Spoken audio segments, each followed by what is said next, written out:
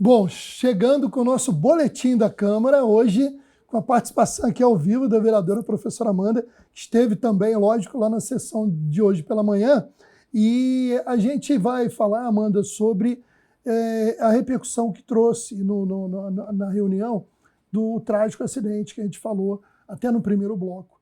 Antes, só lembrar que hoje era a última sessão ordinária com votações de projetos, moções e etc. Acabou tendo a votação de alguns projetos de lei, porque a próxima ela vai ser com um objetivo único, que é o julgamento das contas do ex-prefeito. De 2023. 2023, né? O relatório do Tribunal de Contas, a gente vai julgar na quinta-feira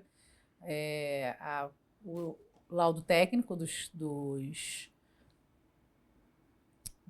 conselheiros do Tribunal de Contas, e a prestação de contas já está lá disponível. São 8 volumes, 8 ou 9 volumes, da prestação de contas dele do ano de 2023 e o relatório do Conselho do Tribunal de Contas, dos conselheiros do Tribunal de Contas, onde apontam algumas questões sensíveis, né?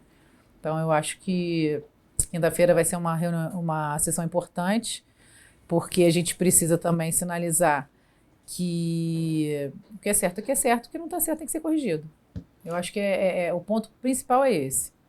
E só lembrar, a sessão de quinta ela tem apenas esse tema. Então não tem outra votação, não tem discussão de liderança, será a apresentação da defesa do ex-prefeito, leitura dos relatórios, pareceres e, consequentemente, depois a votação. Bom, vamos sair, eu vou trazer algumas, só para ilustrar, né? Temos imagens lá, fotos do local do acidente, e gravíssimo, né, envolvendo 2 veículos na RJ-130, na altura do condomínio Boa Fé, e a gente vê, olha, o estado que ficou um dos veículos, 3 mortes, né, uma moça e sua filha, né, 2 pessoas da mesma família, o marido está internado e o motorista do outro veículo, que era um cadete, veio a falecer. E essa tragédia levou a debates e pedidos dos vereadores de providências do governo do Estado, do DR, para que, infelizmente, aquilo que a gente falou no primeiro bloco, em virtude da questão da falta, às vezes, né, de consciência dos motoristas, do excesso de velocidade, lógico que pode ter acontecido um problema mecânico, mas, num primeiro momento, geralmente, quando um carro atinge o outro no lado contrário da pista, né, ou é um problema de alguém que passou mal, um problema mecânico, ou algum erro, um excesso de alguma questão. Mas, lógico que acredito que isso vai ser informado pela polícia, mas a repercussão está aí. A gente vai trazer primeiro um trecho da fala do vereador Cacau Repórter. Muito grande.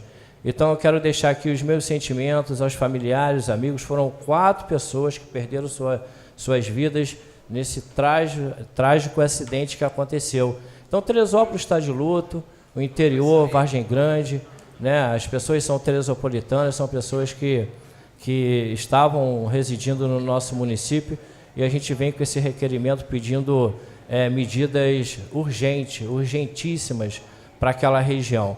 Redutor de velocidade, quebra-mola, radar, enfim, alguma coisa tem que ser feita, senhor presidente. Muito obrigado. Vereador Paulino Nogueira. Bom, vamos aí justamente trazer também um trecho do que falou o vereador Paulinho sobre o mesmo tema. Senhor presidente, senhores vereadores, imprensa, quem nos assiste, discutindo o requerimento de Vossa Excelência Cacau Repórter, eu tenho um ofício entregue e não muito longe, né, próximo, se tem 30 dias, 30 e poucos dias, diretamente ao governador, que ele esteve em Teresópolis, solicitando que colocasse os radares para funcionar na estrada Teresópolis-Friburgo. Eu entreguei pessoalmente, mas a gente sabe que, infelizmente, né, o governo do Estado tem muita demanda, para dizer o contrário, né, e também tem muitos problemas. Então, mas eu creio que o DR, por exemplo, Vossa Excelência está encaminhando aqui um ofício e segue num requerimento aqui desta casa também. A gente sabe que o DR não vai conseguir cumprir. A gente sabe, porque colocaram um quebra-mola tem pouquíssimo tempo lá em Albuquerque, muito pouco tempo, mas ali houve uma movimentação política. E a gente sabe disso, porque aqui ninguém é criança. Então a gente sabe disso, que lá houve uma movimentação política. Então, Vossa Excelência faz aqui o requerimento e o ofício, eu dei um encaminhamento e entreguei direto ao governador. Então vamos ver se realmente a gente consegue trazer mais tranquilidade para aquela população que transita dentro da estrada Teresópolis-Friburgo. Tomara que a gente consiga vencer mais uma etapa, que é essa daqui, voltar o funcionamento dos radares e colocar redutor de velocidade em alguns trechos. Então, eu creio que realmente o governo do estado está muito atarefado, né, essa semana aí e os meses, mas a gente acredita que vai acontecer. Muito obrigado, presidente. Bom, a gente espera que sim, né? E daqui a pouquinho a gente vai estar batendo nessa tecla aqui da questão da estrada, mas a Amanda falou hoje sobre um projeto muito legal que ela vai falar aqui ao vivo para a gente sobre os alunos lá da Escola de Fazenda Alpina, que publicaram um livro sobre a experiência deles pós-tragédia de 2011, né? Então, um projeto muito legal e a gente vê, né, às vezes as pessoas não esperam e não acompanham lá o interior, porque a Fazenda Alpina é distante, é um lugar muitas vezes esquecido, né? E aí é muito bacana você trazer isso a público e a gente vai falar sobre isso daqui a pouquinho. Assim, foi até engraçado que a diretora Juliana, né, quando saiu a publicação, ela falou assim, não são só histórias tristes que a gente traz para você, porque às vezes elas demandam questões lá de inconsistência do que elas entendem que é o correto ou não.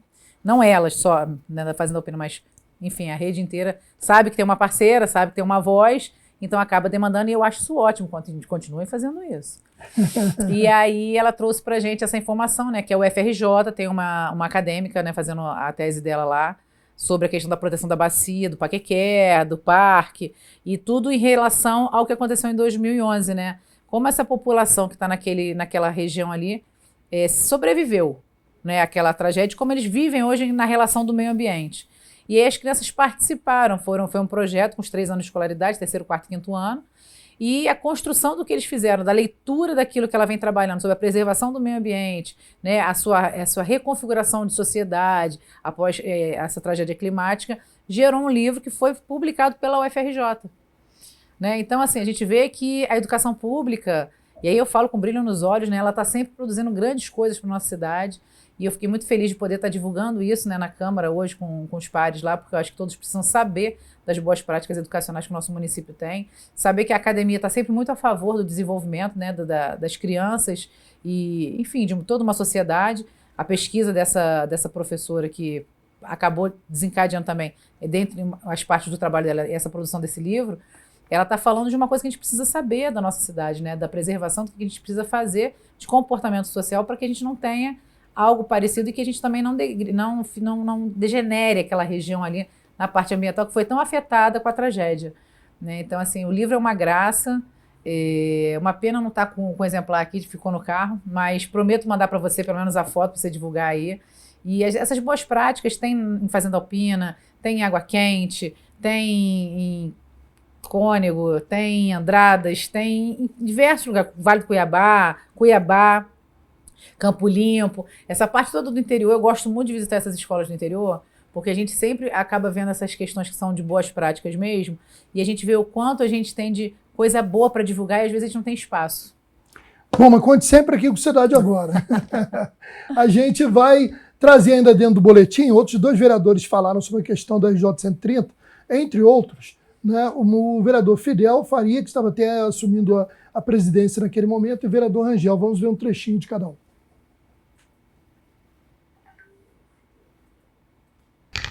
O vereador Cacau novo aqui na casa tem 1 ano, mas ele não tem noção da dificuldade que é, muitas vezes, dessa casa ser ouvida. Inclusive, tem um pedido antes do Dudu, depois eu fiz um junto com o Fabinho Filé, no outro mandato, a chegada ali em Bom Sucesso. Tem acho que do Diego também lá, na entrada da Ponte da Formiga, com a vergonha aquela entrada lá, a rotatividade que tem. não ter nada lá sinalizando uma entrada digna para a população. Então é dificultoso. E ainda quando vem com radares, às vezes, não põe nos lugares onde tem o maior problema, onde vem acontecendo constantemente acidente. Onde hoje nós temos a subprefeitura lá em Bom Sucesso. Foi pedido por mim, por Dudu, por Fabinho, não sei se o Diego também pediu, acho que quebra-mola, algo ali. Em um ano tivemos 17 acidentes ali na saída de veículo, 17 acidentes em um ano. Então mais do que um acidente por mês, e até hoje nada. Em determinados lugares, tudo acontece do nada. E muitas vezes ainda o radar, quando vem, não vem para reduzir a velocidade e para salvar vidas. Vem em forma de arrecadação para prejudicar a vida do trabalhador. Essa que é a maior tristeza, mas eu voto a favor, eu acho que é válido, tem que colocar sim, porque muitas vezes não é só isso que vai resolver. Também uma outra coisa que a gente poderia pedir, ver se a gente consegue, é placas de conscientização, outdoors em volta da pista, com fotos de acidentes que vem acontecendo naquela rodovia ali, porque é uma rodovia que talvez você não saiba, mas ela tem 68 km aproximadamente, e nela, ao todo o comprimento dela, a gente tem em média lá. Bom, aí vamos seguindo agora para fechar aí um trecho do que falou o vereador Marcos Rangel também sobre esse tema. Bom dia a todos. Presidente, na verdade, eu estava aqui pensando e ouvindo todo mundo e penso exatamente igual o Maurício falou aqui. O problema é que a gente vive no campo da política, da politicagem do momento. Né? Acho que foi o Diego que falou, teve um acidente, tem todo esse clamor. Mas quando vão ter as mudanças também, e aí tudo passa pela questão da educação. Porque eu fico pensando, se botar um radar, é a indústria da multa. Se botou um quebra-mola, é porque alguém ali pediu, é politicagem. Desde que não seja eu. Se eu pedir, está tudo certo. Se não foi eu que pedi, é politicagem.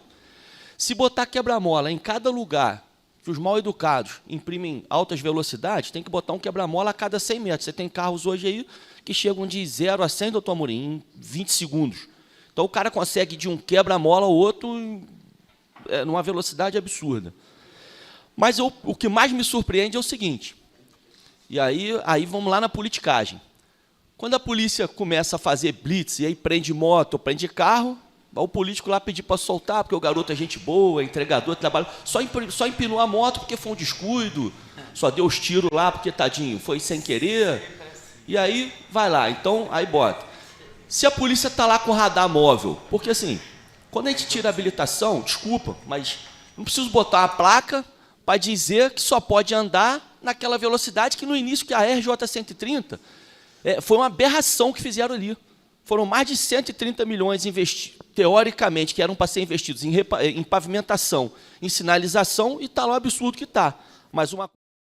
Bom, gente, estamos em cima da hora aqui, e está aí, né, o debate foi extenso e necessário pela questão da Teresópolis Friburgo, mas eu não posso deixar de aproveitar aqui a participação da Amanda, especialmente hoje, ao vivo aqui no Boletim da Câmara, para deixar aqui a tua saudação para o pessoal que acompanha o Cidade Agora e também acompanha o Boletim, que vai aqui sempre para as redes da TV Cidade.